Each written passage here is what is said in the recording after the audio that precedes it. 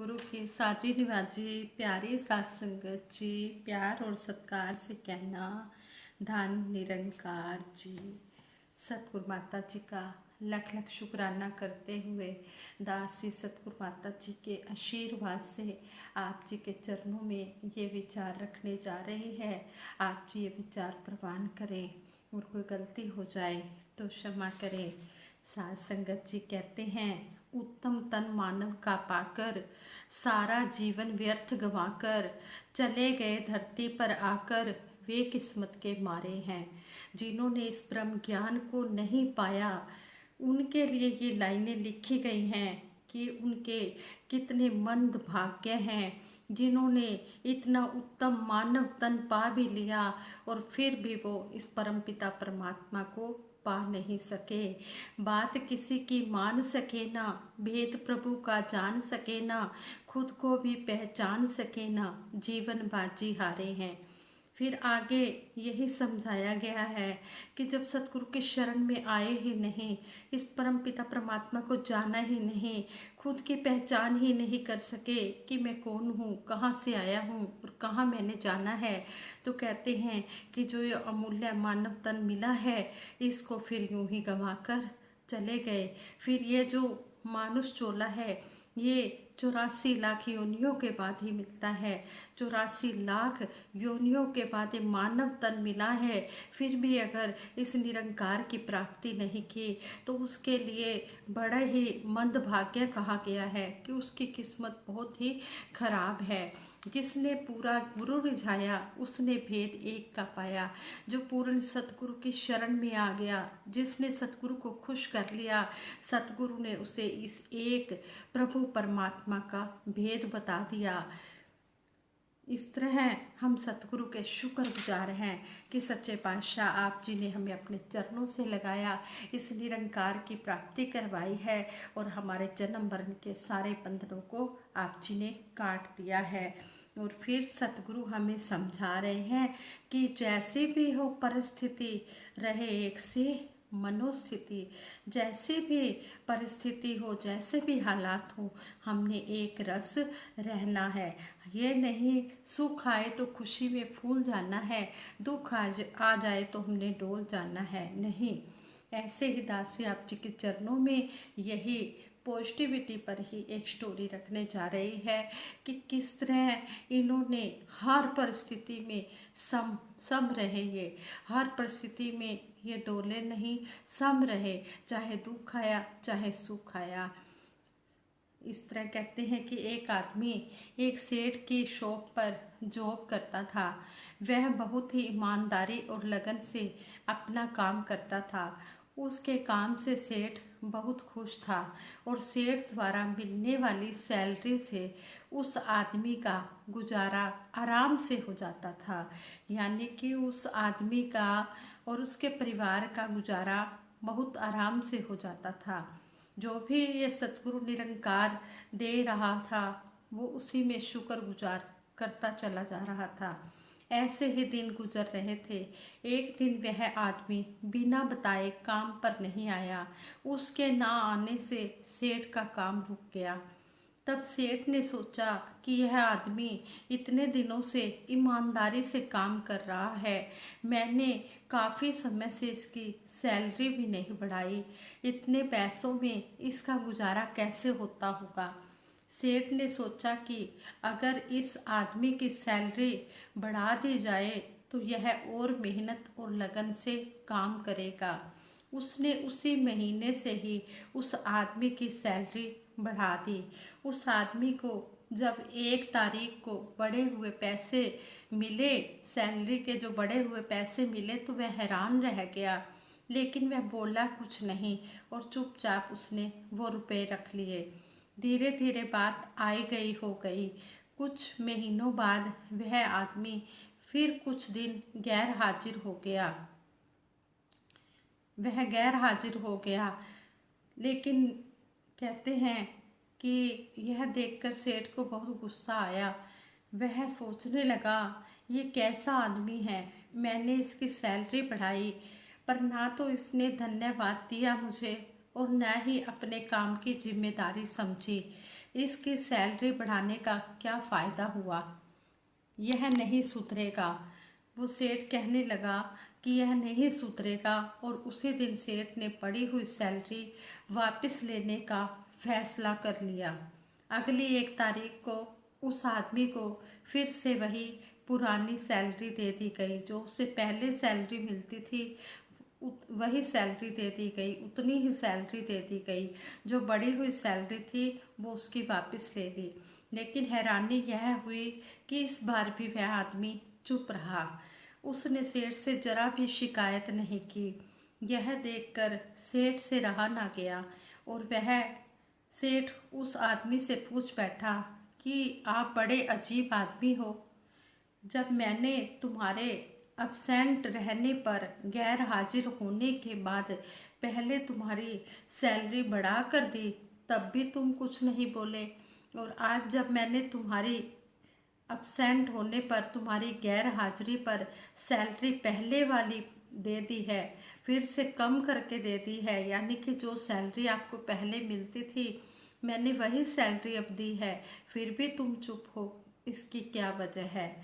उस आदमी ने सेठ को जवाब दिया, कहने लगा जब मैं पहली बार अब्सेंट हुआ था, गैर हाजिर हुआ था, मेरे घर एक बेबी का बर्थ हुआ था। उस समय आपने जब मेरी सैलरी बढ़ा कर दी तो मैंने सोचा कि इस ईश्वर ने, निरंकार ने उस बच्चे के पोषण का हिस्सा भेजा है, इसलिए मैं ज़्यादा खुश नहीं हुआ। जिस दिन मैं दोबारा अब्सेंट हुआ, यानी कि जिस दिन मैं दोबारा गैर हाजिर हुआ, उस दिन मेरी माता जी का निधन हो गया था। आपने उसके बाद मेरी सैलरी कम कर दी, तो मैंने यह मान लिया कि मेरी माँ अपने हिस्से का अपने साथ ले गई। फिर मैं इस सैलरी की खातिर क्यों परेशान हूँ। यह सुनकर सेठ बड़ा ही खुश हुआ। उसने उस आदमी को गले से लगा लिया और अपने व्यवहार के लिए माफ़ी मांगी। उसके बाद उसने ना सिर्फ उस आदमी की सैलरी पहले जैसी कर दी, बल्कि उसका और ज़्यादा सम्मान करने लगा, उसकी और ज़्यादा इज्जत करने लगा। इसी तरह हमारे जीवन में अक्सर सकारात्मक और नकारात्मक दोनों तरह की घटनाएं होती हैं, यानी कि अच्छी घटनाएं भी होती हैं और बुरी घटनाएं भी होती रहती हैं। जो आदमी एक अच्छी घटना से खुश होकर खुश नहीं होता, सम रहता है और नकारात्मक घटनाओं पर अनावश्यक दुख नहीं मनाता और हर दशा में अपनी सोच को सकारात्मक बनाए रखते हुए, यानी कि अपनी सोच को अच्छा बनाए रखते हुए सच्ची लगन और ईमानदारी से काम करता रहता है, वही आदमी जीवन में स्थायी सफलता प्राप्त करता है। इसी तरह हमें सतगुरु भी यही समझाते हैं कि जैसे भी हो परिस्थिति, रहे एक सी मनोस्थिति, जैसे भी हमारे परिस्थिति हो जाए, जैसे भी हालात हो, अच्छे हो या बुरे हो, हमें हर समय इस निरंकार के साथ कनेक्ट रहना है। हमने स्ट्रोंग बन के रहना है। सतगुरु निरंकार का आसरा लिया है, जब इस मायापति का आसरा लिया है तो हमने बिल्कुल भी घबराना नहीं है। चाहे सुख आए चाहे दुख आए, हमने डोलना नहीं है, एक रस रहना है, अपनी सोच को अच्छा बनाना है। ऐसे ही दासी एक और स्टोरी आप जी के चरणों में शेयर करने जा रही है। कहते हैं, एक महान विद्वान से मिलने के लिए एक दिन रोशनपुर के राजा आए। राजा ने विद्वान से पूछा, क्या इस दुनिया में ऐसा कोई इंसान है जो बहुत महान हो लेकिन उसे दुनिया वाले जानते ना हो। विद्वान ने राजा से विनम्र भाव से मुस्कुराते हुए कहा, हम दुनिया के ज़्यादातर महान लोगों को नहीं जानते हैं। दुनिया में ऐसे कई लोग हैं जो महान लोगों से भी कई गुना महान हैं। राजा ने विद्वान से कहा, ऐसा कैसे संभव है। विद्वान ने कहा, मैं आपको ऐसे कई व्यक्तियों से मिलवाऊंगा इतना कहकर विद्वान राजा को लेकर एक गांव की ओर चल पड़े। रास्ते में कुछ दूरी पर पेड़ के नीचे एक बुजुर्ग आदमी वहां उनको मिल गया। बुजुर्ग आदमी के पास एक पानी का घड़ा और कुछ डबल रोटी थी। विद्वान और राजा ने उससे मांगकर डबल रोटी खाई और पानी पिया। जब राजा उस बुजुर्ग आदमी को डबल रोटी के दाम देने लगा, मूल्य देने लगा, तो वह बुजुर्ग आदमी बोला, महोदय, मैं कोई दुकानदार नहीं हूँ, मैं बस वही कर रहा हूँ जो मैं इस उम्र में करने योग्य हूँ। मेरे बेटे का डबल रोटी का बिजनेस है। मेरा घर में मन नहीं लगता है, इसलिए राहगीरों को ठंडा पानी पिलाने और डबल रोटी खिलाने आ जाया करता हूँ। इससे मुझे बहुत खुशी मिलती है। विद्वान ने राजा को इशारा देते हुए कहा कि देखो राजन, इस बुजुर्ग आदमी की इतनी अच्छी सोच ही इसे महान बनाती है। फिर इतना कहकर दोनों ने गांव में एंट्री की। तब उन्हें एक स्कूल नज़र आया। स्कूल में उन्होंने एक टीचर से मुलाकात की और राजा ने उससे पूछा कि आप इतने स्टूडेंट्स को पढ़ाते हैं तो आपको कितनी सैलरी मिलती है। उस टीचर ने राजा से कहा कि महाराज, मैं सैलरी के लिए नहीं पढ़ा रहा हूँ। यहाँ कोई टीचर नहीं थे और स्टूडेंट्स का फ्यूचर की बात थी, इस कारण उनके भविष्य की बात थी, इस कारण मैं उन्हें फ्री में एजुकेशन देने आ रहा हूँ।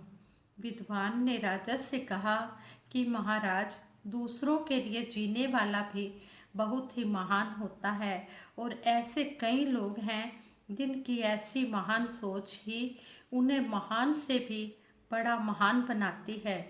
इसलिए राजन, अच्छी सोच आदमी का किस्मत निर्धारित करती है। इसलिए हमेशा अच्छी बातें ही सोचकर काम करें और महान बने। आदमी बड़ी बातों से नहीं बल्कि अच्छी सोच व अच्छे कामों से महान माना जाता है। जीवन में कुछ प्राप्त करने के लिए और सफलता प्राप्त करने के लिए बड़ी बातों को ज़्यादा महत्व देने के बजाय अच्छी सोच को ज़्यादा महत्व देना चाहिए, क्योंकि हमारी जो अच्छी सोच होगी वह ही अच्छे काम करवाएगी। इसलिए हमें सत्संग में जाकर भी इन सब बातों को सुनकर जीवन में कर्म रूप में ढालकर हम इस तरह सतगुरु के वचनों पर चलते हैं और सतगुरु की रहमतों के भागीदार बनते हैं। सतगुरु माता जी के चरणों में यही अरदास करते हैं, सच्चे पातशाह जो भी संतों महापुरुषों के अनमोल वचन हमारी झोली में पड़ते हैं, हम इनको श्रवण करते हैं, हम इनको अपने जीवन में कर्म रूप में ढाल पाएं। कहते हैं कि सच्चा संत वही होता है जो हर परिस्थिति में एक रस रहता है, जो कभी किसी की बात का बुरा भी नहीं मानता, क्योंकि संतों का स्वभाव ही ऐसा होता है। संत हमेशा परोपकार ही करते हैं और संत सहनशीलता विशालता की मूर्ति होते हैं। ऐसे ही कहते हैं, एक बार संत फ्रांसिस अपने शिष्य लियो के साथ कहीं जा रहे थे। रात हो गई थी और बहुत तेज बारिश भी हो रही थी। वे कच्ची सड़क पर चल रहे थे, इसलिए उनके कपड़े भी कीचड़ से लथपथ हो गए थे। अचानक संत फ्रांसिस ने पूछा, अपने शिष्य से पूछा, क्या तुम जानते हो सच्चे संत कौन होते हैं? वह शिष्य चुपचाप सोचते रहे। उन्हें चुप देखकर संत फ्रांसिस ने ही फिर कहा, सच्चा संत वह नहीं होता जो किसी पेशेंट को ठीक कर दे या पशु पक्षियों की भाषा समझ ले। सच्चा संत वह भी नहीं होता जिसने घर परिवार से नाता तोड़ लिया हो या जिसने मानवता के लिए अपना जीवन समर्पित कर दिया हो। गुरसिख शिष्य अपने संत की यह बात सुनकर बहुत ही हैरान हुआ।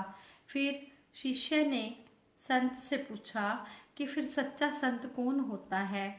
संत फ्रांसिस बोले, कल्पना करो इस अंधेरी रात में हम जब शहर पहुँचे और नगर का किसी का दरवाज़ा खटखटाएं तो वह हमसे पूछे कि आप कौन हो, और हम कहें कि हम दो संत